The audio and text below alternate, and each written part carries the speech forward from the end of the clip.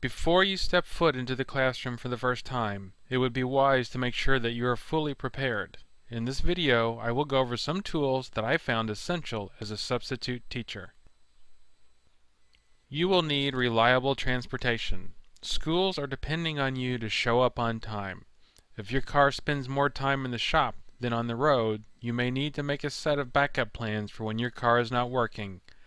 Having a sub not show up is a major strain on the school and/or the agency that the sub works through. When a classroom is left without a teacher, very little learning happens that day. You owe it to the school to make sure that when you say you will be there, that you are confident that your transportation can actually get you there. You will want to have your cell phone loaded up with all the important numbers that you need. Before you step foot into the classroom, make sure that you program your phone with your district or agency's contact number. Also make sure that you find your state's child abuse and neglect hotline number. In most states, you are required by law to report abuse and neglect when you suspect it. This means that even if the school says not to, you still have an obligation to do so, both morally and perhaps legally. You want to bring along your own stock of simple office supplies. The teacher that you are subbing for most likely has more staples, paper clips, and sticky notes than you would ever need. Finding them when you need them, however, is a different story. Some teachers have meticulous desks. Some teachers have piles of papers scattered on top of more piles of papers. There are paper clips in there somewhere, but never where you can easily find them when you need them. Save yourself some time and save the poor teacher 1/5 of a penny and bring your own paper clips and sticky notes. Also make sure you have at least a few good pens and pencils and maybe even a couple of small packs of crayons. You don't need to carry a crate full of stuff around, but a small messenger bag stuffed with essentials will soon be your best friend. Elementary students go crazy over stickers. They are a cheap way to motivate students or to bribe them into calming down. You can buy stickers for next to nothing at big box stores, party supply stores, and online. A $5 pack of funny animal stickers will go a long way. If you're ever subbing in an elementary school, you will need bandages. Young kids love to have bandages on every tiny little boo-boo they get. It doesn't matter if it's just a little red speck that you can barely see, they will want a bandage. It takes far less time to toss them one than it does to deal with the behavior issues caused by their seemingly mortal wounds. Why do kids need so many bandages? They like to pick their scabs off. Aren't you glad you asked?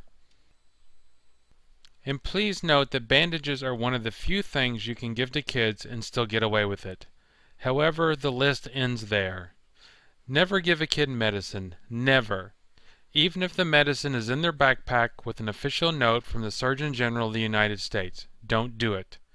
If a student needs meds for whatever reason, send them to the office and send another student along so that the first student doesn't try to take the meds when no one is looking.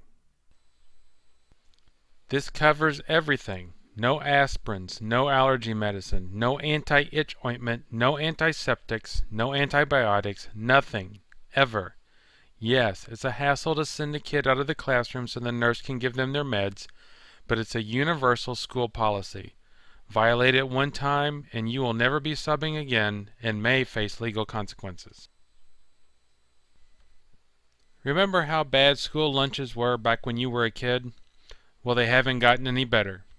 Eating in the school cafeteria is not the end of the world, but it can be a big drain on the few precious minutes you get for lunch. Some schools will let teachers and subs jump to the front of the line, some won't. Eating in the cafeteria also means that you almost always have to have exact change because the students are on a computerized system and the only people paying cash are subs. Microwave meals or sandwiches from home are usually cheaper, better tasting, and quicker.